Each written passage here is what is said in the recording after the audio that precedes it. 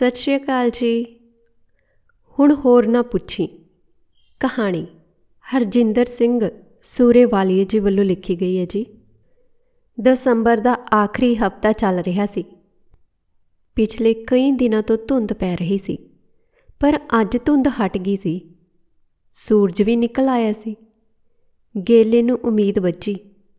ਪਿਛਲੇ 3 ਦਿਨਾਂ ਤੋਂ ਉਹ ਲਗਾਤਾਰ ਖਾਲੀ ਮੁੜਦਾ ਰਿਹਾ ਸੀ।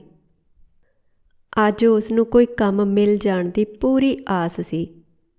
ਉਹਨੇ ਸਾਈਕਲ ਇੱਕ ਪਾਸੇ ਲਾਇਆ ਤੇ ਆਪਣੇ ਤੋਂ ਖੇਸ ਲਾਇਆ, ਤੈਅ ਕਰਕੇ ਸਾਈਕਲ ਦੇ ਕਰੀਅਰ ਵਿੱਚ ਟੰਗ ਦਿੱਤਾ। ਗੇਲੇ ਨੇ ਹਲਕੇ ਨੀਲੇ ਰੰਗ ਦਾ ਟੈਰੀਕਾਟ ਦਾ ਪੁਰਾਣਾ ਜਿਹਾ ਕੁੜਤਾ ਪਜਾਮਾ ਪਾਇਆ ਹੋਇਆ ਸੀ ਤੇ ਹਲਕੇ ਨੀਲੇ ਰੰਗ ਦਾ ਸਵੈਟਰ ਉਹਦੇ ਸੂਟ ਨਾਲ ਮੈਚ ਕਰ ਰਿਹਾ ਸੀ।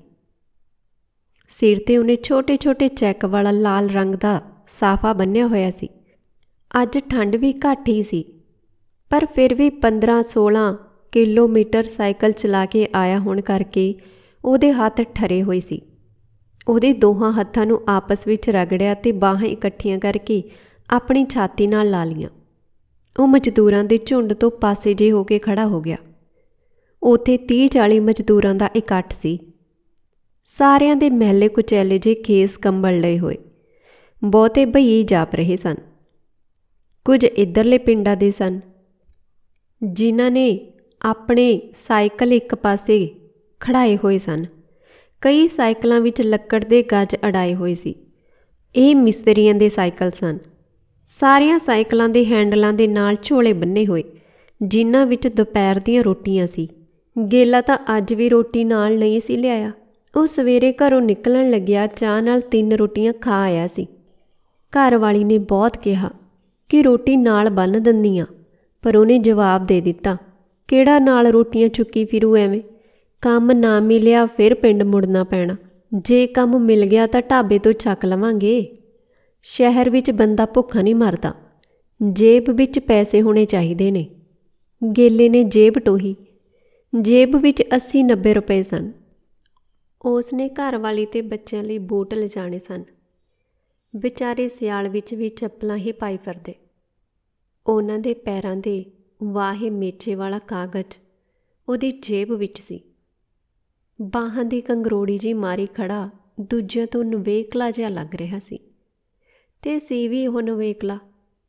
ਗੋਰਾ ਰੰਗ, ਤਿੱਖੇ ਨੈਣ ਨਕਸ਼, ਛੋਟੀ-ਛੋਟੀ ਕੱਟੀ ਹੋਈ ਦਾੜ੍ਹੀ ਤੇ ਹੱਡਾਂ ਪੈਰਾਂ ਦਾ ਖੁੱਲ੍ਹਾ ਉਹ 30-32 ਸਾਲਾਂ ਦਾ ਨੌਜਵਾਨ ਸੀ। ਜਾਪਦਾ ਸੀ ਜਿਵੇਂ ਕੋਈ ਜੱਟਾਂ ਦਾ ਮੁੰਡਾ ਮਜ਼ਦੂਰ ਲੈਣ ਆਇਆ ਹੋਵੇ, ਪਰ ਉਹ ਤਾਂ ਆਪ ਮਜ਼ਦੂਰ ਬਣਿਆ ਖੜਿਆ ਸੀ।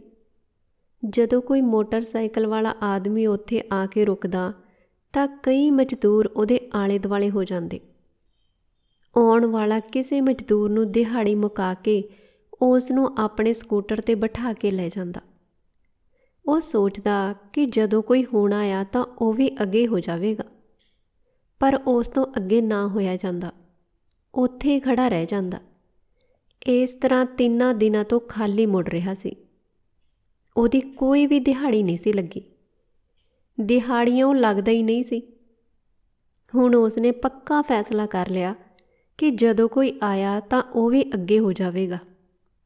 ਥੋੜ੍ਹੀ ਦੇਰ ਬਾਅਦ ਉਹਦੀ ਹੀ ਉਮਰ ਦਾ ਇੱਕ ਪੋਚਵੀਂ ਪੱਗ ਵਾਲਾ ਨੌਜਵਾਨ ਮੋਟਰਸਾਈਕਲ 'ਤੇ ਆਇਆ। ਕਈ ਮਜ਼ਦੂਰ ਉਹਦੇ ਦੁਆਲੇ ਹੋ ਗਏ। ਗੇਲਾ ਤਾਂ ਉੱਥੇ ਹੀ ਖੜ੍ਹਾ ਰਹਿ ਗਿਆ। ਉਸ ਪੱਗ ਵਾਲੇ ਮੁੰਡੇ ਨੇ ਮਜ਼ਦੂਰਾਂ ਵੱਲ ਵੇਖਿਆ ਤੇ ਫਿਰ ਪਾਸੇ ਖੜ੍ਹੇ ਗੇਲੇ ਵੱਲ ਨਿਗਾਹ ਸੁੱਟੀ।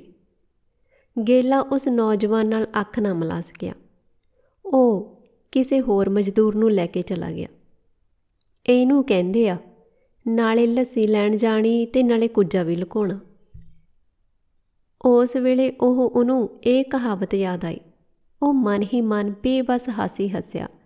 8:30 ਵੱਜ ਚੁੱਕੇ ਸੀ। ਕਾਫੀ ਮਜ਼ਦੂਰ ਚਲੇ ਗਏ ਸੀ। ਬਹੁਤੇ ਮਜ਼ਦੂਰ ਸ਼ਹਿਰ ਵਿੱਚ ਉਸਰ ਰਹੀਆਂ ਕੋਠੀਆਂ ਉੱਤੇ ਕੰਮ ਕਰਦੇ।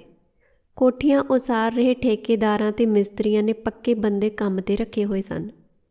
ਗੇਲੇ ਨੇ ਸੋਚਿਆ ਉਹ ਵੀ ਕਿਸੇ ਮਿਸਤਰੀ ਨਾਲ ਗੱਲ ਕਰ ਲਵੇ। ਸੂਰਜ ਹੋਰ ਉੱਚਾ ਹੋ ਗਿਆ। ਨਿੱਘੀ ਧੁੱਪ ਨਿਕਲ ਆਈ। ਲੇਬਰ ਚੌਂਕ ਵਿੱਚ ਮਜ਼ਦੂਰ ਹਜੇ ਵੀ 2-2, 3-3 ਦੀਆਂ ਟੋਲੀਆਂ ਵਿੱਚ ਖੜ੍ਹੇ ਸਨ। ਕੋਈ ਬੀੜੀ ਪੀ ਰਿਹਾ ਸੀ, ਕੋਈ ਤਲੀਆਂ 'ਤੇ ਜਰਦਾ ਮਲ ਰਿਹਾ ਸੀ। ਬਾਜ਼ਾਰ ਦੀਆਂ ਦੁਕਾਨਾਂ ਦੇ ਸ਼ਟਰ ਚੁੱਕੇ ਜਾ ਰਹੇ ਸਨ। ਥੋੜ੍ਹਾ ਜਿਹਾ ਪਾਸੇ ਚਾਹ ਦੇ ਕੋਖੇ ਦੇ ਕੋਲ ਕੁਝ ਆਦਮੀ ਚਾਹ ਪੀ ਰਹੇ ਸਨ। ਗੇਲੇ ਦੀ ਵੀ ਚਾਹ ਪੀਣ ਦੀ ਇੱਛਾ ਹੋਈ, ਪਰ ਉਹ ਕਿਸੇ ਉਮੀਦ ਵਿੱਚ ਖੜ੍ਹਾ ਸੀ। ਉਸ ਸਮੇਂ ਹੌਲੀ ਹੌਲੀ ਆ ਰਹੀ ਇੱਕ ਵੱਡੀ ਸਾਰੀ ਕਾਲੇ ਸ਼ੀਸ਼ਿਆਂ ਵਾਲੀ ਕਾਰ ਉੱਥੇ ਆ ਕੇ ਰੁਕ ਗਈ। ਕਾਰ ਵਿੱਚੋਂ ਇੱਕ ਸੋਹਣੀ ਸੁਨੱਖੀ ਉੱਚੀ ਲੰਮੀ ਮੁਟਿਆਰ ਬਾਹਰ ਨਿਕਲੀ। ਉਹਨੇ ਨੀਲੀ ਜੀਨ ਨਾਲ ਚਮੜੇ ਦੀ ਜੈਕਟ ਪਾਈ ਹੋਈ ਸੀ। ਉਹਦੇ ਪੈਰਾਂ ਵਿੱਚ ਸਪੋਰਟਸ ਸ਼ੂ ਸਨ ਅਤੇ ਉਸ ਨੇ ਅੱਖਾਂ ਉੱਤੇ ਕਾਲੀਆਂ ਐਨਕਾਂ ਲਾਈਆਂ ਹੋਈਆਂ ਸੀ। ਉਹ ਅੱਗੇ ਨੂੰ ਆਈ ਮਜ਼ਦੂਰ ਹੈਰਾਨੀ ਨਾਲ ਉਸ ਵੱਲ ਵੇਖ ਰਹੇ ਸੀ। ਕਿਸੇ ਦੀ ਉਸ ਵੱਲ ਜਾਣ ਦੀ ਜ਼ਰੂਰਤ ਹੀ ਨਾ ਹੋਈ। ਮੁਟਿਆਰ ਨੇ ਪਲ ਦੀ ਪਲ ਆਸੇ-ਪਾਸੇ ਵੇਖਿਆ ਅਤੇ ਲੰਮੇ ਕਦਮ ਪੁੱਟਦੀ ਹੋਈ ਗੇਲੇ ਕੋਲ ਆ ਕੇ ਬੋਲੀ, ਕੰਮ 'ਤੇ ਚੱਲਣਾ ਹੈ? ਹਾਂਜੀ। ਗੇਲੇ ਦੇ ਮੂੰਹੋਂ ਮਸਾਂ ਆਵਾਜ਼ ਨਿਕਲੀ। ਤੇ ਆ ਮੇਰੇ ਨਾਲ ਗੱਡੀ ਵਿੱਚ ਬੈਠ, ਉਹਨੇ ਹੁਕਮ ਦਿੱਤਾ। ਗੇਲਾ ਤੁਰਨ ਲੱਗਾ, ਪਰ ਕਦਮ ਪੁੱਟ ਕੇ ਰੁਕ ਗਿਆ। ਜੀ ਮੇਰਾ ਸਾਈਕਲ, ਉਹਨੇ ਇੱਕ ਪਾਸੇ ਖੜ੍ਹੇ ਆਪਣੇ ਸਾਈਕਲ ਵੱਲ ਇਸ਼ਾਰਾ ਜਿਹਾ ਕੀਤਾ। ਸਾਈਕਲ ਦੇ ਕੋਲ ਇੱਕ ਮੋਚੀ ਆਪਣਾ ਅੱਡਾ ਲਾ ਕੇ ਬੈਠ ਗਿਆ ਸੀ। ਇਸਕੇ ਸਾਈਕਲ ਦਾ ਧਿਆਨ ਰੱਖਣਾ, ਮੁਟਿਆਰ ਨੇ ਰੋਹਬ ਨਾਲ ਮੋਚੀ ਨੂੰ ਕਿਹਾ। ਜੱਕੋ ਤੱਕੀ ਜਿਹੀ ਵਿੱਚ ਗੇਲਾ ਤੁਰਨ ਲੱਗਿਆ ਤਾਂ ਮੋਚੀ ਨੇ ਵੀ ਉਹਨੂੰ ਜਾਣ ਦਾ ਇਸ਼ਾਰਾ ਕੀਤਾ ਅਤੇ ਨਾਲ ਹੀ ਹੱਥਾਂ ਦੇ ਇਸ਼ਾਰਿਆਂ ਨਾਲ ਸਮਝਾ ਦਿੱਤਾ ਕਿ ਸਾਈਕਲ ਦਾ ਫਿਕਰ ਨਾ ਕਰੇ। ਮੁਟਿਆਰ ਨੇ ਡਰਾਈਵਰ ਸੀਟ 'ਤੇ ਬੈਠ ਕੇ ਖੱਬੇ ਪਾਸੇ ਵਾਲੀ ਪਿਛਲੀ ਤਾਕੀ ਖੋਲ੍ਹ ਦਿੱਤੀ। ਗੇਲਾ ਗੱਡੀ ਵਿੱਚ ਬੈਠ ਗਿਆ। ਇਸ ਤਰ੍ਹਾਂ ਦੀ ਸ਼ਾਨਦਾਰ ਕਾਰ ਵਿੱਚ ਉਹ ਪਹਿਲੀ ਵਾਰ ਬੈਠਿਆ ਸੀ। ਕਾਰ ਝਟਕੇ ਨਾਲ ਤੁਰੀ ਅਤੇ ਪੈਰੋਂ ਪੈਰ ਤੇਜ਼ ਹੋ ਗਈ। ਅਜੇ ਤੱਕ ਉਹ ਸੰਭਲਿਆ ਸਮਝਿਆ ਨਹੀਂ ਸੀ। ਕਾਰ ਸ਼ਹਿਰ ਦੇ ਅਨੇਕਾਂ ਮੋੜ ਕੱਟ ਚੁੱਕੀ ਸੀ। ਮੁਟਿਆਰ ਡਰਾਈਵਰ ਵਾਲੇ ਸ਼ੀਸ਼ੇ ਰਾਹੀਂ ਉਹਨੂੰ ਵੇਖ ਰਹੀ ਸੀ। ਕੀ ਨਾਮ ਹੈ ਤੇਰਾ? ਮੁਟਿਆਰ ਨੇ ਸ਼ੀਸ਼ੇ 'ਚੋਂ ਵੇਖਦਿਆਂ ਗੇਲੇ ਨੂੰ ਪੁੱਛਿਆ। ਜੀ ਗੁਰਮੇਲ ਸਿੰਘ, ਗੇਲੇ ਨੇ ਜਵਾਬ ਦਿੱਤਾ। ਕਿੰਨਾ ਪੜ੍ਹਿਆ ਏ?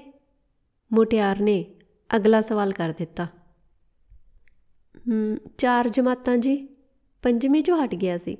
ਮੁਟਿਆਰ ਮੁਸਕਰਾਈ। ਜਾਤ ਦੇ ਕੌਣ ਹੁੰਦੇ ਹੋ? ਉਹਨੇ ਫਿਰ ਸਵਾਲ ਕੀਤਾ। ਜੀ ਜੱਟ, ਗੇਲੇ ਨੇ ਦੱਸਿਆ। ਗੇਲੇ ਬਾਰੇ ਮੁੱਢਲੀ ਜਾਣਕਾਰੀ ਪ੍ਰਾਪਤ ਕਰਕੇ ਉਹਨੂੰ ਤਸੱਲੀ ਦਾ ਅਹਿਸਾਸ ਹੋਇਆ। ਕਾਰ ਮੋੜ ਕੱਟਦੀ ਅਜਿਹੇ ਇਲਾਕੇ ਵਿੱਚ ਆ ਗਈ ਜਿੱਥੇ ਵੱਡੀਆਂ ਕੋਠੀਆਂ ਸਨ। ਇੱਕ ਕੋਠੀ ਵਿੱਚ ਦਾਖਲ ਹੋਈ ਜਿਹਦਾ ਗੇਟ ਬੰਦ ਸੀ, ਪਰ ਕਾਰ ਦਾ ਬੰਪਰ ਲੱਗਣ ਨਾਲ ਗੇਟ ਖੁੱਲ੍ਹ ਗਿਆ। ਕੋਠੀ ਦੇ ਲਾਨ ਵਿੱਚ ਰਿੱਛ ਵਰਗਾ ਕਾਲਾ ਕੁੱਤਾ ਘੁੰਮ ਰਿਹਾ ਸੀ। ਗੱਡੀ ਪੋਰਚ ਵਿੱਚ ਰੋਕ ਕੇ ਮੁਟਿਆਰ ਬਾਹਰ ਨਿਕਲੀ ਤਾਂ ਕੁੱਤਾ ਉਹਨੂੰ ਫਿਰ ਭੌਂਕਿਆ। ਫਿਰ ਲਾਡ ਨਾਲ ਉਸ ਨਾਲ ਖਹਿਣ ਲੱਗਿਆ। ਟਾਈਗਰ, ਮੁਟਿਆਰ ਨੇ ਕੁੱਤੇ ਦਾ ਸਿਰ ਪਲੋਸਿਆ। ਟਾਈਗਰ ਨੇ ਉਸੇ ਵਕਤ ਗੱਡੀ 'ਚ ਬੈਠੇ ਗੇਲੇ ਨੂੰ ਵੇਖ ਲਿਆ ਅਤੇ ਬਾਰੀ ਕੋਲ ਆ ਕੇ ਉਹਨੂੰ ਘੂਰਨ ਲੱਗਿਆ। ਐਡਾ ਵੱਡਾ ਕੁੱਤਾ, ਇਹ ਤਾਂ ਪਾੜ ਕੇ ਖਾ ਜੇ ਬੰਦੇ ਨੂੰ। ਗੇਲਾ ਕਾਰ ਵਿੱਚ ਬੈਠਾ ਵੀ ਡਰੀ ਜਾ ਰਿਹਾ ਸੀ। ਟਾਈਗਰ, ਗੋ ਟੂ ਯੂਅਰ ਕੈਜ, ਮੁਟਿਆਰ ਨੇ ਇੱਕ ਪਾਸੇ ਪਏ ਲੋਹੇ ਦੇ ਵੱਡੇ ਪਿੰਜਰੇ ਵੱਲ ਇਸ਼ਾਰਾ ਕਰਕੇ ਸਖਤੀ ਨਾਲ ਕੁੱਤੇ ਨੂੰ ਕਿਹਾ ਅਤੇ ਕੁੱਤਾ ਭੱਜ ਕੇ ਪਿੰਜਰੇ ਵਿੱਚ ਵੜ ਗਿਆ। ਉਸ ਨੇ ਪਿੰਜਰੇ ਦਾ ਦਰਵਾਜ਼ਾ ਬੰਦ ਕਰਕੇ ਅਰਲ ਲਾ ਦਿੱਤੀ। ਫਿਰ ਉਹ ਕੋਠੀ ਦਾ ਬਾਹਰਲਾ ਗੇਟ ਵੀ ਅੰਦਰੋਂ ਬੰਦ ਕਰ ਆਈ। ਉੱਚੀਆਂ ਕੰਧਾਂ ਵਿੱਚ ਘਿਰੀ ਇਹ ਕਿਲ੍ਹੇ ਵਰਗੀ ਕੋਠੀ ਸੀ। ਗੇਲਾ ਹੈਰਾਨ ਹੋਈ ਜਾ ਰਿਹਾ ਸੀ। ਕੀ ਕੰਮ ਹੋਇਆ? ਇੱਥੇ ਤਾਂ ਕੋਈ ਕੰਮ ਵੀ ਨਹੀਂ ਦੱਸਦਾ। ਮੁਟਿਆਰ ਨੇ ਆ ਕੇ ਕਾਰ ਦਾ ਦਰਵਾਜ਼ਾ ਖੋਲ੍ਹਿਆ ਅਤੇ ਬੋਲੀ, ਬਾਹਰ ਆ ਜਾਓ ਮਿਸਟਰ ਗੁਰਮੇਲ ਸਿੰਘ। ਗੇਲਾ ਬਾਹਰ ਨਿਕਲਿਆ। ਉਹ ਕੁਝ ਡਰਿਆ ਘਬਰਾਇਆ ਹੋਇਆ ਸੀ। ਜੀ ਕੰਮ, ਉਹਨੇ ਆਵਾਜ਼ ਜਿਹੀ ਕੱਢੀ। ਦੱਸਦੀ ਆ ਕੰਮ, ਮੇਰੇ ਪਿੱਛੇ ਆ, ਮੁਟਿਆਰ ਨੇ ਬੇਪਰਵਾਹੀ ਨਾਲ ਕਿਹਾ ਅਤੇ ਪੋਰਚ ਵੱਲ ਕੋਠੀ ਦੇ ਮੇਨ ਐਂਟਰੈਂਸ ਦਾ ਵੱਡਾ ਸਾਰਾ ਬੂਹਾ ਖੋਲ੍ਹ ਕੇ ਖੜੋ ਗਈ ਅਤੇ ਬੋਲੀ, ਆਓ। ਗੇਲਾ ਅੰਦਰ ਲੰਘ ਆਇਆ ਤਾਂ ਉਹਨੇ ਬੂਹਾ ਬੰਦ ਕਰ ਦਿੱਤਾ ਅਤੇ ਕਿਹਾ, ਜੁੱਤੇ ਉਤਾਰ ਦਿਓ। ਉਹਨੇ ਜੁੱਤੀ ਲਾ ਦਿੱਤੀ। ਗੇਲਾ ਉਸ ਵੱਡੇ ਸਾਰੇ ਕਮਰੇ ਦੀ ਬਨਾਵਟ ਅਤੇ ਸਜਾਵਟ ਵੇਖ ਕੇ ਹੈਰਾਨ ਰਹਿ ਗਿਆ। ਹੇਠਾਂ ਫਰਸ਼ 'ਤੇ ਵਿਛੇ ਗਲੀਚੇ ਵਿੱਚ ਉਹਦੇ ਪੈਰ ਧੱਸਦੇ ਜਾ ਰਹੇ ਸੀ। ਕਮਰਾ ਨਿੱਘਾ ਸੀ। ਬੈਠ ਜਾਓ, ਮੁਟਿਆਰ ਨੇ ਇੱਕ ਸੋਫੇ ਵੱਲ ਇਸ਼ਾਰਾ ਕਰਕੇ ਕਿਹਾ। ਝਿਜਕਦਾ ਹੋਇਆ ਗੇਲਾ ਇੱਕ ਵੱਡੇ ਸਾਰੇ ਸੋਫੇ 'ਤੇ ਬੈਠ ਗਿਆ। ਰਿਲੈਕਸ ਗੁਰਮੇਲ ਸਿੰਘ, ਰਿਲੈਕਸ, ਡਰੋ ਮਤ, ਉਸ ਨੇ ਕਿਹਾ ਅਤੇ ਪਾਣੀ ਦੇ 2 ਗਲਾਸ ਟਰੇ ਵਿੱਚ ਰੱਖ ਲਿਆਈ। ਪਾਣੀ ਪੀਓ ਗੁਰਮੇਲ ਸਿੰਘ, ਪਾਣੀ। ਉਹਨੇ ਪਾਣੀ ਦੇ ਗਲਾਸ ਵੱਲ ਇਸ਼ਾਰਾ ਕੀਤਾ ਤੇ ਇੱਕ ਗਲਾਸ ਆਪਣੇ ਬੁੱਲ੍ਹਾਂ ਨੂੰ ਲਾ ਲਿਆ। ਗੇਲੇ ਨੇ ਪਾਣੀ ਪੀ ਲਿਆ। ਜੀ ਕੰਮ, ਉਹਨੇ ਕਹਿਣਾ ਚਾਹਿਆ। ਫਿਰ ਉਹੀ ਗੱਲ, ਦੱਸਦੀ ਹਾਂ ਕੰਮ ਵੀ, ਕੰਮ ਕਰਾਉਣ ਨੂੰ ਹੀ ਤਾਂ ਲੈ ਕੇ ਆਈ ਹਾਂ, ਮੁਟਿਆਰ ਨੇ ਠੇਠ ਪੰਜਾਬੀ 'ਚ ਕਿਹਾ। ਗੇਲਾ ਹਜੇ ਵੀ ਸਹਿਮਿਆ ਬੈਠਿਆ ਸੀ। ਤੂੰ ਜੱਟਾਂ ਦਾ ਮੁੰਡਾ ਹੈ? ਹਾਂਜੀ। ਲੱਗਦਾ ਤਾਂ ਨਹੀਂ, ਜੱਟਾਂ ਦੇ ਮੁੰਡੇ ਤਾਂ ਐਂ ਨਹੀਂ ਕਰਦੇ ਹੁੰਦੇ। ਕਰਦਾ ਤਾਂ ਜੀ ਮੈਂ ਵੀ ਨਹੀਂ, ਗੇਲੇ ਨੇ ਕੁਝ ਗੜਕ ਕੇ ਕਿਹਾ। ਪਰ ਜੱਟ ਤਾਂ ਦਿਹਾੜੀਆਂ ਨਹੀਂ ਕਰਦੇ, ਕੁੜੀ ਨੇ ਫਿਰ ਸਿੱਧਾ ਸਵਾਲ ਕਰ ਦਿੱਤਾ। ਕੀ ਕਰੀਏ ਜੀ, ਜ਼ਮੀਨ ਥੋੜ੍ਹੀ ਆ, ਗੇਲਾ ਜਵਾਬ ਦੇ ਕੇ ਰੋਣ ਹੱਕਾ ਜਿਹਾ ਹੋ ਗਿਆ।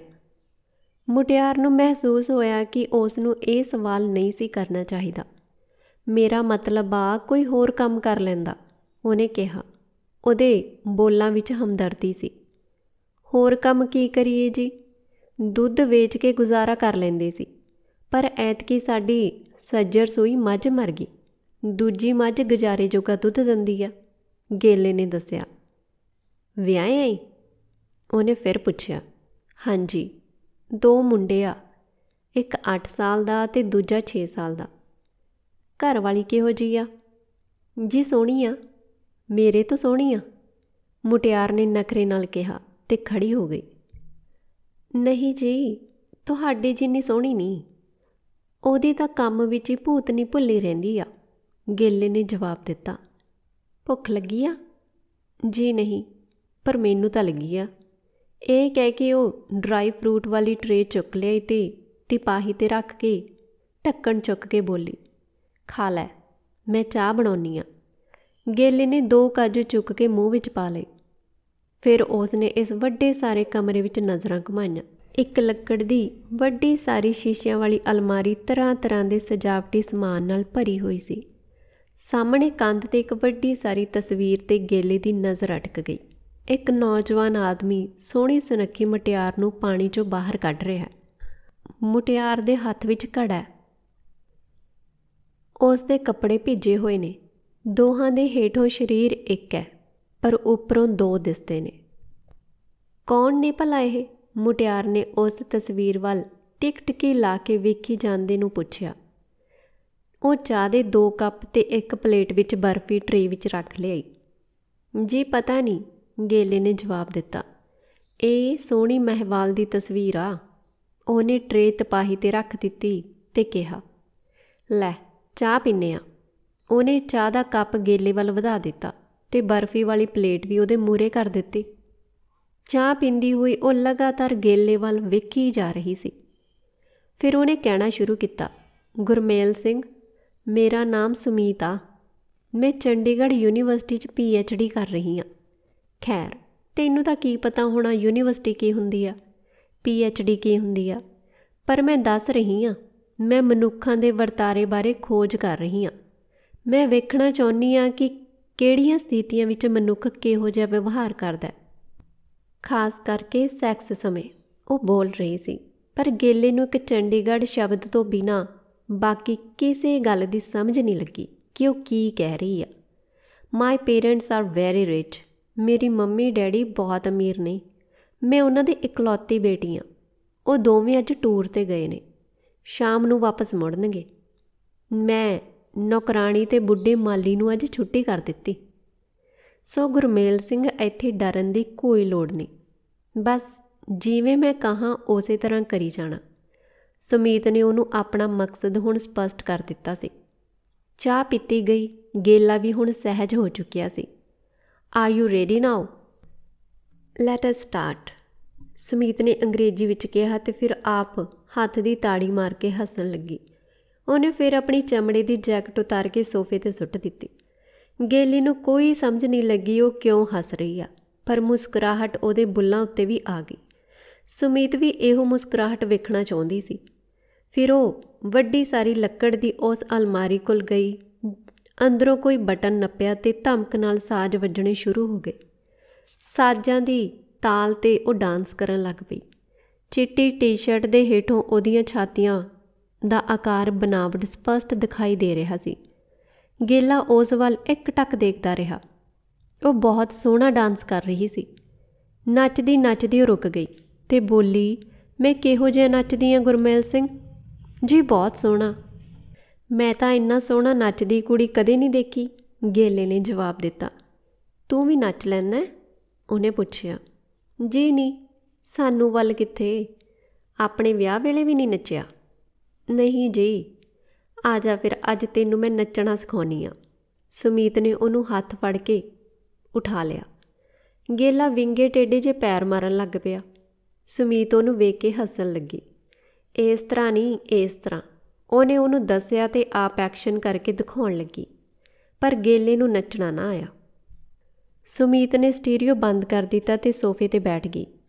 ਉਹਦਾ ਸਾਹ ਚੜ੍ਹ ਗਿਆ। ਹੁਣ ਕੰਮ ਦੱਸਾਂ ਫਿਰ? ਉਹਨੇ ਗੇਲੇ ਵੱਲ ਟਿਕਟਕੀ ਲਾ ਕੇ ਦੇਖਦੇ ਕਿਹਾ। ਜੀ ਦੱਸੋ। ਉਹ ਉੱਠ ਕੇ ਖੜੋ ਗਿਆ। ਮੇਰੇ ਪਿੱਛੇ ਆ। ਸੁਮੀਤ ਉਹਨੂੰ ਆਪਣੇ ਬੈੱਡਰੂਮ ਵਿੱਚ ਲੈ ਗਈ। ਉਸ ਨਾਲ ਅਟੈਚਡ ਬਾਥਰੂਮ ਦਾ ਬੂਹਾ ਖੋਲ੍ਹ ਕੇ ਬੋਲੀ, ਆਹ ਦੇਖੋ, ਇਹ ਗੁਸਲਖਾਨਾ ਹੈ। ਲਾਲ ਟੂਟੀ ਰਾਹੀਂ ਗਰਮ ਪਾਣੀ ਆਉਂਦਾ ਹੈ ਅਤੇ ਹਰੀ ਟੂਟੀ ਰਾਹੀਂ ਠੰਡਾ। ਪਹਿਲਾਂ ਇੱਥੇ ਨਹਾਓ। ਆਹ ਤੇਲ, ਸਾਬਣ, ਤੌਲੀਆ ਸਭ ਕੁਝ ਆ। ਸਾਬਣ 'ਤੇ ਲਾ ਕੇ ਚੰਗੀ ਤਰ੍ਹਾਂ ਨਹਾਉਣਾ। ਸੁਮੀਤ ਨੇ ਬਾਥਰੂਮ ਵੜ ਕੇ ਉਹਨੂੰ ਸਾਰਾ ਕੁਝ ਸਮਝਾ ਦਿੱਤਾ। ਆਪ ਬਾਹਰ ਨਿਕਲਣ ਲੱਗੀ, ਫਿਰ ਰੁਕ ਕੇ ਬੋਲੀ, ਨਹਾ ਕੇ ਆਪਣੇ ਕੱਪੜੇ ਨਹੀਂ ਪਾਉਣੇ, ਇਕੱਲਾ ਆਹ ਗਾਊਨ ਹੀ ਪਾਉਣਾ। ਉਹਨੇ ਬਾਥਰੂਮ ਵਿੱਚ ਹੈਂਗਰ 'ਤੇ ਲਟਕ ਰਹੇ ਗਾਊਨ ਵੱਲ ਇਸ਼ਾਰਾ ਕਰ ਦਿੱਤਾ ਤੇ ਬਾਹਰ ਬੰਦ ਕਰ ਦਿੱਤਾ। ਗੇਲੇ ਨੇ ਉੱਧਰ ਵੇਖਿਆ। ਹਲਕੇ ਗੁਲਾਬੀ ਰੰਗ ਦਾ ਚੋਲਾ ਜਿਹਾ ਕਿੱਲੀ 'ਤੇ ਲਟਕ ਰਿਹਾ ਸੀ। ਦੁੱਧ ਚੀਟੀਆ ਸੰਗਮਰਮਰ ਦੀਆਂ ਟਾਈਲਾਂ ਦਾ ਬਣਿਆ ਹੋਇਆ ਗੁਸਲਖਾਨਾ ਗੇਲੇ ਦੀ ਬੈਠਕ ਜਿੱਡਾ ਸੀ। ਉਹਨੇ ਇੱਕ ਵੱਡੀ ਸਾਰੀ ਪਲਾਸਟਿਕ ਦੀ ਬਾਲਟੀ ਵਿੱਚ ਗਰਮ ਪਾਣੀ ਵਾਲੀ ਟੂਟੀ ਛੱਡ ਲਈ ਤੇ ਕੱਪੜੇ ਉਤਾਰਨ ਲੱਗ ਪਿਆ। ਗਰਮ ਪਾਣੀ ਭਾਫਾਂ ਛੱਡ ਰਿਹਾ ਸੀ। ਗੇਲੇ ਨੇ ਇਸ ਵਿੱਚ ਲੋੜ ਮੁਤਾਬਕ ਠੰਡਾ ਪਾਣੀ ਪਾਇਆ ਤੇ ਨਹਾਉਣ ਲੱਗਿਆ। ਅੱਗੇ ਤਾਂ ਕੰਮ ਕਰਕੇ ਪਿੱਛੋਂ ਨਹਾਉਂਦੇ ਰਹੇ ਹਾਂ, ਪਰ ਅੱਜ ਕੋਈ ਕੰਮ ਕਰਨ ਤੋਂ ਪਹਿਲਾਂ ਨਹਾਇਆ ਜਾ ਰਿਹਾ। ਇਹ ਸੋਚ ਕੇ ਉਹ ਮਨ ਹੀ ਮਨ ਵਿੱਚ ਹੱਸ ਪਿਆ। ਨਹਾ ਕੇ ਤੌਲੀਏ ਨਾਲ ਰਗੜ ਕੇ ਪਿੰਡਾ ਪੁੰਝਿਆ। ਫਿਰ ਉਹਨੇ ਗਾਊਨ ਚੁੱਕ ਕੇ ਵੇਖਿਆ, ਆਪਣੀਆਂ ਬਾਹਾਂ ਉਹਦੇ ਵਿੱਚ ਉਡਾ ਦਿੱਤੀਆਂ। ਇਹ ਤਾਂ ਪਾਉਣਾ ਵੀ ਬਹੁਤ ਸੌਖਾ ਹੈ। ਉਹ ਫਿਰ ਹੱਸਿਆ। ਜਦੋਂ ਉਹਨੇ ਬਾਰ ਖੋਲ੍ਹਿਆ ਤਾਂ ਬੈੱਡਰੂਮ ਵਿੱਚ ਸਾਹਮਣੇ ਸੁਮੀਤ ਚਿੱਟੀ ਪਾਰਦਰਸ਼ੀ ਮੈਕਸੀ ਪਾਈ ਖੜੀ ਸੀ। ਸਿਰ ਦੇ ਵਾਲ ਉਹਨੇ ਮੋਢੇ 'ਤੇ ਸੁੱਟੇ ਹੋਏ ਸੀ। ਉਹਦੀਆਂ ਅੱਖਾਂ ਨਸ਼ਿਆਈਆਂ ਹੋਈਆਂ। ਗੇਲੇ ਦੇ ਸਰੀਰ ਵਿੱਚ ਝਰਨਾਹਟ ਜਿਹੀ ਦੌੜ ਗਈ। ਬੈਠੋ। ਸੁਮੀਤ ਨੇ ਉਹਨੂੰ ਬੈੱਡ ਉੱਤੇ ਬੈਠ ਜਾਣ ਦਾ ਇਸ਼ਾਰਾ ਕੀਤਾ। ਉਹ ਡਬਲ ਬੈੱਡ ਦੇ ਇੱਕ ਪਾਸੇ ਲੱਤਾਂ ਲਮਕਾ ਕੇ ਬਹਿ ਗਿਆ। ਉਸ ਵਕਤ ਉਹਨੂੰ ਆਪਣੀ ਮੁਕਲਾਵੇ ਵਾਲੀ ਰਾਤ ਯਾਦ ਆ ਗਈ। ਉਸ ਰਾਤ ਉਹ ਘਰ ਵਾਲੀ ਦੁਆਰਾ ਲਿਆਂਦੇ ਡਬਲ ਬੈੱਡ ਦੀ ਇੱਕ ਨੁੱਕਰੇ ਬੈਠਾ ਉਹਦਾ ਇੰਤਜ਼ਾਰ ਕਰ ਰਿਹਾ ਸੀ। ਵਾਣ ਦੇ ਮੰਜੇ ਉੱਤੇ ਸੌਣ ਵਾਲੇ ਗੇਲੇ ਨੂੰ ਉਸ ਸਮੇਂ ਉਹ ਡਬਲ ਬੈੱਡ ਬਹੁਤ ਵੱਡਾ ਸੋਹਣਾ ਲੱਗ ਰਿਹਾ ਸੀ। ਪਰ ਅੱਜ ਵਾਲੇ ਡਬਲ ਬੈੱਡ ਦੇ ਮੁਕਾਬਲੇ ਤੋਂ ਕੁਝ ਵੀ ਨਹੀਂ ਸੀ। ਲੱਕੜ ਦੇ ਫੱਟੇ ਹੀ ਸੀ। ਸੁਮੀਤ ਵੀ ਡਬਲ ਬੈੱਡ 'ਤੇ ਆ ਬੈਠੀ। ਉਹਨੇ ਬੈੱਡ ਦੀ ਢੋਅ ਵਿੱਚੋਂ ਇੱਕ ਖਾਨੇ ਵਿੱਚੋਂ ਇੱਕ ਚੌੜੀ ਜਿਹੀ ਵਿਸਕੀ ਦੀ ਬੋਤਲ ਕੱਢ ਲਈ। ਕੱਚ ਦੇ 2 ਗਲਾਸ ਤੇ ਸੋਫੇ ਦੀ ਬੋਤਲ ਤਰਪਾਈ 'ਤੇ ਰੱਖ ਕੇ ਪਹਿਲਾਂ ਰੱਖੇ ਹੋਏ ਸਨ। ਨਾਲ ਹੀ ਇੱਕ ਪਲੇਟ ਵਿੱਚ ਭੁੰਨੇ ਹੋਏ ਕਾਜੂ ਪਏ ਸੀ। ਉਹਨੇ ਵੱਡੇ 2 ਪੈਗ ਬਣਾਏ। ਗੁਰਮੇਲ ਸਿੰਘ ਵਿਸਕੀ ਤਾਂ ਪੀ ਲੈਂਦਾ ਹੈ ਨਾ। ਜੱਟਾਂ ਦਾ ਕਿਹੜਾ ਮੁੰਡਾ ਜਿਹੜਾ ਨਹੀਂ ਪੀਂਦਾ। ਜੇ ਵਿਸਕੀ ਨਹੀਂ ਤਾਂ ਘਰ ਦੀ ਕੱਢੀ ਦਾਰੂ ਤਾਂ ਪੀ ਹੀ ਲੈਂਦੇ ਨੇ। ਇਹ ਕਹਿ ਕੇ ਉਹਨੇ 2 ਗਲਾਸ ਗੇਲੇ ਦੇ ਹੱਥ ਵਿੱਚ ਫੜਾ ਦਿੱਤੇ। ਦੂਜਾ ਗਲਾਸ ਉਹਨੇ ਆਪ ਚੁੱਕਿਆ ਤੇ ਉਸ ਦੇ ਗਲਾਸ ਨਾਲ ਟਕਰਾ ਕੇ ਬੋਲੀ, ਚੀਅਰਸ। ਜਦੋਂ ਉਹ ਆਪਣੇ ਪਿੰਡ ਪੁੱਜਿਆ ਤਾਂ ਦਿਨ ਢਲ ਰਿਹਾ ਸੀ। ਉਹਦੇ ਸਾਈਕਲ ਦੇ ਹੈਂਡਲ ਨਾਲ ਨਿੱਕ ਸੁੱਕ ਭਰਿਆ ਹੋਇਆ ਤੇ ਝੋਲਾ ਟੰਗਿਆ ਹੋਇਆ। ਉਹ ਘਰ ਵੜਿਆ ਤਾਂ ਉਹਦੇ ਦੋਵੇਂ ਮੁੰਡੇ ਉਹਦੇ ਵੱਲ ਭੱਜੇ ਆਏ। ਉਹ ਸਾਈਕਲ ਤੋਂ ਉਤਰ ਕੇ ਸਟੈਂਡ ਲਾਉਣ ਲੱਗਿਆ ਤਾਂ ਮੁੰਡੇ ਝੋਲੇ ਨੂੰ ਟੋ ਕੇ ਵੇਖ ਰਹੇ ਸੀ। ਵੱਡਾ ਮੁੰਡਾ ਨਾਸਾਂ ਜਿਹਾ ਚੜ੍ਹਾ ਰਿਹਾ ਸੀ, ਜਿਵੇਂ ਉਹਨੂੰ ਕੋਈ ਸੁਗੰਧੀ ਆ ਰਹੀ ਹੋਵੇ। ਗੇਲੇ ਨੇ ਹੈਂਡਲ ਨਾਲੋਂ ਝੋਲਾ ਖੋਲ੍ਹਿਆ ਤੇ ਮੰਜੇ 'ਤੇ ਰੱਖ ਕੇ ਉਹਦੇ ਵਿੱਚੋਂ ਸਮਾਨ ਕੱਢਣ ਲੱਗ ਪਿਆ। ਉਹਦੇ ਘਰ ਵਾਲੀ ਅਮਰੋ ਵੀ ਪਸ਼ੂਆਂ ਨੂੰ ਦਾਣਾ ਰਲਾ ਕੇ ਹੱਥ ਝਾੜਦੀ ਹੋਈ ਆ ਗਈ। ਉਹਨੇ ਖੁਸ਼ੀ ਤੇ ਹੈਰਾਨੀ ਨਾਲ ਗੇਲੇ ਵੱਲ ਵੇਖਿਆ। ਸਭ ਤੋਂ ਪਹਿਲਾਂ ਝੋਲੇ 'ਚੋਂ ਕੇਲਿਆਂ ਵਾਲਾ ਲਿਫਾਫਾ ਬਾਹਰ ਕੱਢਿਆ। ਜਵਾਕਾਂ ਦੇ ਚਿਹਰੇ ਖਿੜ ਗਏ। ਉਹਨੇ ਦੋਹਾਂ ਨੂੰ ਗੁੱਛੇ ਨਾਲੋਂ ਤੋੜ ਕੇ ਇੱਕ ਕੇਲਾ ਫੜਾ ਦਿੱਤਾ। ਫਿਰ ਉਹਨੇ ਮੂੰਗਫਲੀ ਦਾ ਭਰਿਆ ਲਿਫਾਫਾ ਕੱਢਿਆ, ਫਿਰ ਗੁੜ ਦੀ ਗੱਚਕ ਵਾਲਾ। ਫਿਰ ਉਹਨੇ ਬੂਟਾਂ ਵਾਲੇ 3 ਡੱਬੇ ਕੱਢ ਕੇ ਮੰਜੇ 'ਤੇ ਰੱਖ ਦਿੱਤੇ। ਮੁੰਡਿਆਂ ਲਈ ਚਮੜੇ ਦੇ ਬੂਟ ਤੇ ਅਮਰੋ ਲਈ ਚਮੜੇ ਦੀ ਗੁਰਕਾਪੀ। ਕੇਲੇ ਖਾ ਕੇ ਮੁੰਡੇ ਪੈਰਾਂ 'ਚ ਬੂਟ ਪਾ ਕੇ ਵੇਖਣ ਲੱਗੇ ਤੇ ਅਮਰੋ ਨੇ ਵੀ ਗੁਰਗਾਬੀ ਪਾਈ ਤੇ ਚੱਲ ਕੇ ਵੇਖਣ ਲੱਗ ਪਈ। ਗੁਰਗਾਬੀ ਉਹਦੇ ਵਧੀਆ ਮੇਟ ਸੀ। ਉਹ ਪੂਰੀ ਖੁਸ਼ ਸੀ ਤੇ ਸਵਾਲੀਆ ਨਜ਼ਰਾਂ ਨਾਲ ਗੇਲੇ ਵੱਲ ਵੇਖ ਰਹੀ ਸੀ। ਐਨੇ ਪੈਸੇ ਕਿੱਥੋਂ ਲਏ? ਤੂੰ ਤਾਂ ਆ ਵੀ ਸੰਦੇਹਾ ਹੀ ਗਿਆ। ਅਮਰੋ ਨੇ ਉਹਨੂੰ ਪੁੱਛਿਆ। ਬਸ ਲੈ ਲਏ ਕਿਤੋਂ? ਹੱਸਦੇ ਹੋਏ ਗੇਲੇ ਨੇ ਕਿਹਾ। ਜਵਾਕਾਂ ਨੇ ਗੱਚਕ ਵਾਲਾ ਲਿਫਾਫਾ ਵੀ ਪਾੜ ਲਿਆ। ਨਵੇਂ ਬੂਟ ਆੜੀਆਂ ਨੂੰ ਦਿਖਾਉਣ ਲਈ ਉਹ ਗੱਚਕ ਖਾਂਦੇ ਖਾਂਦੇ ਬਾਹਰ ਨੂੰ ਭੱਜ ਗਏ। ਦੱਸ ਵੀ, ਅਮਰੋ ਨੇ ਫਿਰ ਕਿਹਾ। ਗੇਲੇ ਨੇ ਜੇਬ 'ਚੋਂ 500 ਦੇ ਕਈ ਨੋਟ ਕੱਢੇ ਤੇ ਅਮਰੋ ਦੀਆਂ ਅੱਖਾਂ ਅੱਗੇ ਕਰਕੇ ਨੋਟਾਂ ਵਾਲਾ ਹੱਥ ਹਿਲਾਉਣ ਲੱਗ ਪਿਆ। ਅਮਰੋ ਦੀਆਂ ਤਾਂ ਅੱਖਾਂ ਟੱਡੀਆਂ ਹੀ ਰਹਿ ਗਈਆਂ। ਬੂ, ਮੈਂ ਮਰ ਜਾਂ, ਇੰਨੇ ਪੈਸੇ ਅੱਜ ਕਿੱਥੋਂ ਲਿਆਇਆ? ਹੈਰਾਨੀ 'ਚ ਅਮਰੋ ਦਾ ਸੱਜਾ ਹੱਥ ਉਹਦੀ ਠੋਡੀ 'ਤੇ ਜਾ ਟਿਕਿਆ। ਉਹ ਟਿਕ ਟਿਕੀ ਲਾ ਕੇ ਉਹਦੇ ਵੱਲ ਵੇਖਣ ਲੱਗੀ। ਗੇਲਾ ਮੁਸਕਰਾ ਰਿਹਾ ਸੀ। ਲੈ, ਦੱਸਦਾ ਨਹੀਂ, ਦੰਦ ਗੱਢੀ ਜਾਂਦਾ। ਵੇ ਕਿੱਥੇ ਡਾਕਾ ਡੁੱਕਾ ਤਾਂ ਨਹੀਂ ਮਾਰ ਲਿਆਇਆ? ਲੈ, ਮੈਂ ਤੈਨੂੰ ਇਹੋ ਜਿਹਾ ਦੱਸਦਾ? ਫਿਰ ਦੱਸਦਾ ਕਿਉਂ ਨਹੀਂ? ਦੱਸ ਦੂੰ। ਨਹੀਂ, ਹੁਣੇ ਦੱਸ। ਰਾਤ ਨੂੰ ਦੱਸੂ। ਇਹ ਕਹਿ ਕੇ ਗੇਲਾ ਬਾਹਰ ਜਾਣ ਲਈ ਉੱਠ ਖੜੋਤਾ, ਪਰ ਅਮਰੋ ਨੇ ਉਹਨੂੰ ਮੋਢੇ ਤੋਂ ਫੜ ਲਿਆ ਤੇ ਝੰਜੋੜਦੀ ਹੋਈ ਬੋਲੀ। ਵੇ ਮੈਨੂੰ ਤਾਂ ਤੇਰੀ ਪੀਤੀ ਹੋਈ ਲੱਗਦੀ ਆ। ਗੇਲਾ ਪਿੱਛਾ ਨੂੰ ਹਟਣ ਲੱਗਿਆ ਤਾਂ ਨੇੜੇ ਹੋ ਕੇ ਅਮਰੋ ਉਸ ਨੂੰ ਸੁੰਘਣ ਲੱਗੀ। ਵੇ ਤੇਰੇ ਵਿੱਚ ਆ ਖੁਸ਼ਬੂ ਜੀ ਕਾਹਦੀ ਆਉਂਦੀ ਆ? ਆਉਂਦੀ ਹੈ ਖੁਸ਼ਬੂ, 2 ਦਿਨ ਹੋ ਗਏ ਨਹਾਤੇ ਨੂੰ, ਮੁਸ਼ਕ ਮਾਰਦਾ ਹੋਊ। ਹੱਸਦੇ ਹੋਏ ਗੇਲੇ ਨੇ ਕਿਹਾ। ਉਹ ਤੋਂ ਮੋਢਾ ਜਿਹਾ ਛੁਡਾ ਕੇ ਚੌੜ ਜਿਹੀ ਕਰਦਾ ਉਹ ਬਾਹਰ ਨੂੰ ਭੱਜ ਗਿਆ। ਘਰੋਂ ਨਿਕਲ ਕੇ ਉਹ ਖੁੰਡਾਂ 'ਤੇ ਬੈਠੀ ਮੰਡੀਰ ਵੱਲ ਜਾਣ ਦੀ ਬਜਾਏ ਖੇਤਾਂ ਵੱਲ ਨਿਕਲ ਗਿਆ। ਉਹ ਅੱਜ ਦੇ ਦਿਨ ਬਾਰੇ ਸੋਚ ਰਿਹਾ ਸੀ। ਉਹ ਨਾਲ ਕਿੱਡਾ ਵੱਡਾ ਭਾਣਾ ਵਰਤ ਗਿਆ। ਸੁਮੀਤ ਨੇ ਬਿਨਾਂ ਗਿਣੇ 500 ਦੇ ਕਿੰਨੇ ਨੋਟ ਉਹਦੀ ਜੇਬ ਵਿੱਚ ਆਪ ਹੀ ਪਾ ਦਿੱਤੇ ਸੀ ਤੇ ਕਿਹਾ ਸੀ, ਗੁਰਮੇਲ ਸਿੰਘ, ਮੈਂ ਤੇਰੇ ਤੋਂ ਬਹੁਤ ਖੁਸ਼ ਹਾਂ। ਜੋ ਕੁਝ ਅੱਜ ਵਾਪਰਿਆ ਇਸ ਬਾਰੇ ਕਿਸੇ ਨੂੰ ਦੱਸਣ ਦੀ ਲੋੜ ਨਹੀਂ। ਆਪਣੀ ਘਰ ਵਾਲੀ ਨੂੰ ਵੀ ਨਹੀਂ ਦੱਸਣਾ। ਪਰ ਅਮਰੋ ਤਾਂ ਹੁਣ ਸਾਰੀ ਗੱਲ ਪੁੱਛ ਕੇ ਹੀ ਖਹਿੜਾ ਛੱਡੂਗੀ। ਅਮਰੋ ਕੋਲ ਉਹ ਕੀ ਝੂਠ ਬੋਲੇ? ਝੂਠ ਦੇ ਤਾਂ ਪੈਰ ਨਹੀਂ ਹੁੰਦੇ। ਫਿਰ ਉਹ ਅਮਰੋ ਨੂੰ ਕੀ ਜਵਾਬ ਦੇਵੇ? ਉਹ ਕਿੱਡੀ ਕਾਹਲੀ ਕਰ ਗਿਆ ਸੀ। ਅਮਰੋ ਨੂੰ ਪੈਸਿਆਂ ਬਾਰੇ ਦੱਸਣਾ ਹੀ ਨਹੀਂ ਸੀ। ਗੇਲੇ ਨੂੰ ਹੁਣ ਇਸ ਚਿੰਤਾ ਸਤਾ ਰਹੀ ਸੀ। ਵਿਸਕੀ ਦਾ ਨਸ਼ਾ ਤਾਂ ਕਦੋਂ ਦਾ ਲੈ ਗਿਆ ਸੀ। ਖੇਤ ਜਾ ਕੇ ਉਹਨੇ ਟਾਹਲੀ ਹੇਠੋਂ ਕਣਕ ਦੀ ਵੱਟ ਨਾਲ ਦੱਬੀ ਬੋਤਲ ਕੱਢ ਲਈ। ਪਿਛਲੇ ਮਹੀਨੇ ਉਹਨੇ ਦਾਰੂ ਦਾ ਤੌੜਾ ਕੱਢਿਆ ਸੀ। 5 ਬੋਤਲਾਂ ਨਿਕਲ ਆਈਆਂ ਸੀ। 3 ਬੋਤਲਾਂ ਉਹਨੇ ਵੇਚ ਦਿੱਤੀਆਂ ਤੇ 2 ਆਪ ਪੀਣ ਲਈ ਰੱਖ ਲਈਆਂ ਸੀ। ਉਹਨੂੰ ਪੀਣ ਦੀ ਲਲਕ ਨਹੀਂ ਸੀ, ਪਰ ਜੇ ਕੋਲ ਹੋਵੇ ਤਾਂ ਉਹ ਕਦੇ-ਕਦੇ ਪੀ ਲੈਂਦਾ ਸੀ। ਉਹਨੇ ਬੋਤਲ ਨਾਲੋਂ ਮਿੱਟੀ ਨੂੰ ਝਾੜਿਆ ਤੇ ਵੇਖਿਆ ਸ਼ਰਾਬ ਪਊਏ ਤੋਂ ਕੁਝ ਘੱਟ ਹੀ ਸੀ। ਬੋਤਲ ਲੈ ਕੇ ਉਹ ਨਾਲ ਹੀ ਵਗਦੇ ਪੱਕੇ ਖਾਲ 'ਤੇ ਜਾ ਬੈਠਾ। ਬੋਤਲ ਪਾਣੀ ਵਿੱਚ ਡੁਬੋ ਕੇ ਉਹਨੇ ਅੱਧੀ ਕਰ ਲਈ। ਫਿਰ ਉਹਨੇ ਬੋਤਲ ਨੂੰ ਮੂੰਹ ਲਾ ਕੇ ਵੱਡੀ ਸਾਰੀ ਘੁੱਟ ਭਰ ਕੇ ਰੱਖ ਦਿੱਤਾ। ਸੁਮੀਤ ਵੀ ਘੁੱਟ ਭਰ ਕੇ ਪੈਗ ਰੱਖ ਦਿੰਦੀ ਸੀ। ਹੌਲੀ-ਹੌਲੀ ਉਹਨੇ 2-3 ਘੁੱਟਾਂ ਹੋਰ ਭਰ ਲਈਆਂ। ਸ਼ਾਮ ਹੋ ਰਹੀ ਸੀ। ਖੇਤਾਂ ਵਿੱਚ ਕੋਈ ਨਹੀਂ ਸੀ। ਉਹਦਾ ਜੀਅ ਕੀਤਾ ਉਹ ਖੁਸ਼ੀ ਵਿੱਚ ਛਾਲਾਂ ਮਾਰੇ ਤੇ ਨੱਚੇ, ਪਰ ਉਹ ਬੈਠਾ ਰਿਹਾ। ਉਸ ਤੋਂ ਖੜਾ ਨਾ ਹੋਇਆ ਗਿਆ। ਤੂੰ ਜੱਟਾਂ ਦਾ ਮੁੰਡਾ ਹੈ, ਪਰ ਜੱਟ ਤਾਂ ਦਿਹਾੜੀਆਂ ਨਹੀਂ ਕਰਦੇ। ਮੇਰਾ ਮਤਲਬ ਕੋਈ ਹੋਰ ਕੰਮ ਕਰ ਲੈਂਦਾ। ਸੁਮੀਤ ਦੇ ਇਹ ਸਵਾਲ ਗੇਲੇ ਦੇ ਦਿਮਾਗ ਵਿੱਚ ਘੁੰਮ ਰਹੇ ਸੀ। ਕੋਈ ਹੋਰ ਕੰਮ, ਕੋਈ ਹੋਰ ਕੰਮ, ਟਰੱਕਾਂ ਦਾ ਕੰਮ। ਗੇਲਾ ਕੰਮ ਬਾਰੇ ਸੋਚਣ ਲੱਗ ਪਿਆ। ਉਹਨੂੰ ਆਪਣਾ ਚਾਚਾ ਪਾਲਾ ਯਾਦ ਆਇਆ। ਪਾਲਾ ਉਹਦੇ ਪਿਓ ਦਾ ਮਸੇਰ ਭਰਾ ਸੀ। ਜਦੋਂ ਘਰੋਂ ਭੱਜ ਕੇ ਟਰੱਕਾਂ ਦੇ ਡਰਾਈਵਰ ਦੇ ਨਾਲ ਜਾ ਰਲਿਆ, ਫਿਰ ਉਹਨੇ ਹੌਲੀ-ਹੌਲੀ ਆਪਣੇ ਹੀ 3 ਟਰੱਕ ਪਾ ਲਏ ਸੀ। ਟਰੱਕਾਂ ਦੀ ਕਮਾਈ ਵਿੱਚ ਉਸ ਨੇ 10-12 ਕਿੱਲੇ ਜ਼ਮੀਨ ਵੀ ਬਣਾਈ। ਮੁੰਡਾ ਪੜ੍ਹਾ ਲਿਖਾ ਕੇ ਨੌਕਰੀ 'ਤੇ ਵੀ ਲਵਾ ਲਿਆ। ਹੁਣ ਟਰੱਕਾਂ ਦਾ ਕੰਮ ਛੱਡ ਕੇ ਪਾਲਾ ਘਰੇ ਆਰਾਮ ਦੀ ਜ਼ਿੰਦਗੀ ਬਸਰ ਕਰ ਰਿਹਾ ਸੀ। ਅੱਜ ਤੋਂ 18-20 ਸਾਲ ਪਹਿਲਾਂ ਜਦੋਂ ਪਾਲਾ ਉਹਨਾਂ ਨੂੰ ਮਿਲਣ ਆਉਂਦਾ ਸੀ ਤਾਂ ਸਾਰੇ ਟੱਬਰ ਨੂੰ ਚਾਅ ਚੜ੍ਹ ਜਾਂਦਾ। ਉਦੋਂ ਗੇਲੇ ਦੇ ਬਾਪੂ ਹੋਰੇ 3 ਭਰਾ ਇਕੱਠੇ ਸਨ। ਉਹਦਾ ਬਾਬਾ ਵੀ ਜਿਉਂਦਾ ਸੀ। ਪਾਲੇ ਨੂੰ ਘਰ ਵਿੱਚ ਬਹੁਤ ਸਨਮਾਨ ਮਿਲਦਾ। ਉਹ ਦਿੱਲੀ ਦੱਖਣ ਸਭ ਘੁੰਮਿਆ ਹੋਣ ਕਰਕੇ ਬੜੀਆਂ ਸਵਾਦਲੀਆਂ ਘਟਨਾਵਾਂ ਸੁਣਾਉਂਦਾ ਰਹਿੰਦਾ। ਸਾਰੇ ਉਹਦੀਆਂ ਗੱਲਾਂ ਨੂੰ ਬੜੇ ਧਿਆਨ ਨਾਲ ਸੁਣਦੇ। ਰਾਤ ਨੂੰ ਜਵਾਕਾਂ ਨੂੰ ਬਾਤਾਂ ਸੁਣਾਉਂਦਾ।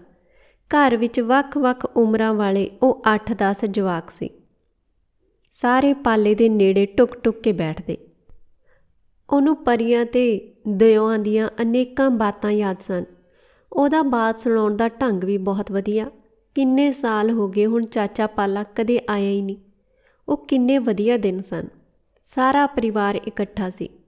ਹੁਣ ਤਾਂ ਉਹ ਚਾਰੇ ਭਰਾ 4-4 ਕਨਾਲਾਂ ਲੈ ਕੇ ਆਪਣੇ ਬਾਪ ਕੋਲੋਂ ਅੱਡ ਹੋ ਗਏ ਸੀ। ਕਿਸੇ ਦਾ ਮੂੰਹ ਕਿਧਰੇ ਸੀ, ਕਿਸੇ ਦਾ ਕਿਧਰੇ। ਸੋਚਾਂ ਸੋਚਦਾ ਘਰ ਮੁੜਿਆ। ਹਨੇਰਾ ਉਤਰ ਆਇਆ ਸੀ। ਠੰਡ ਵੀ ਜ਼ਿਆਦਾ ਹੋ ਗਈ। ਉਸ ਨੇ ਬਾਹਰਲਾ ਬਾਰ ਲਾਇਆ ਤੇ ਪਸ਼ੂਆਂ ਵਾਲੇ ਛਤੜੇ ਦੀ ਪੱਲੀ ਵੀ ਹੇਠਾਂ ਸੁੱਟ ਦਿੱਤੀ। ਅਮਰੋ ਨੇ ਪਸ਼ੂ ਪਹਿਲਾਂ ਹੀ ਅੰਦਰ ਬੰਨ੍ਹ ਦਿੱਤੇ ਸੀ। ਉਸ ਨੇ ਵਿਹੜੇ ਵਿੱਚ ਲੱਗੇ ਨਲਕੇ ਤੋਂ ਹੱਥ ਧੋਤੇ ਤੇ ਚੌਂਤਰੇ 'ਤੇ ਚੜ੍ਹਦਾ ਬੋਲਿਆ, ਪਾਸੇ ਹਟ ਜਾਓ ਬਈ, ਆਪਣੇ ਭਾਪੇ ਨੂੰ ਬੈਠਣ ਦਿਓ। ਅਮਰੋ ਰੋਟੀਆਂ ਪਕਾ ਚੁੱਕੀ ਸੀ। ਦੋਵੇਂ ਮੁੰਡੇ ਰੋਟੀ ਖਾ ਚੁੱਕੇ ਸਨ। ਬੈਠਣ ਸਾਰ ਉਸ ਨੇ 2-3 ਛਟੀਆਂ ਭੰਨ ਕੇ ਚੁੱਲ੍ਹੇ ਵਿੱਚ ਲਾ ਦਿੱਤੀਆਂ। ਇੱਕਦਮ ਅੱਗ ਤੇਜ਼ ਹੋ ਗਈ। ਅਮਰੋ ਕੁਝ ਨਾ ਬੋਲੀ, ਪਰ ਉਹਨੇ ਛਟੀਆਂ ਪਿੱਛਾਂ ਕਰ ਦਿੱਤੀਆਂ। ਮੁੰਡੇ ਵੀ ਚੁੱਲ੍ਹੇ ਮੂਹਰੇ ਉੱਠ ਖੜੋਤੇ ਤੇ ਅੰਦਰ ਜਾ ਕੇ ਪੈ ਗਏ। ਅਮਰੋ ਨੇ ਉਹਨੂੰ ਰੋਟੀ ਪਾ ਦਿੱਤੀ। ਸਾਗ ਤਾਂ ਬਹੁਤ ਸਵਾਦ ਬਣਿਆ। ਪਹਿਲੀ ਬੁਰਕੀ ਮੂੰਹ 'ਚ ਪਾ ਕੇ ਗੇਲਾ ਬੋਲਿਆ। ਅਮਰੋ ਕੁਝ ਨਾ ਬੋਲੀ।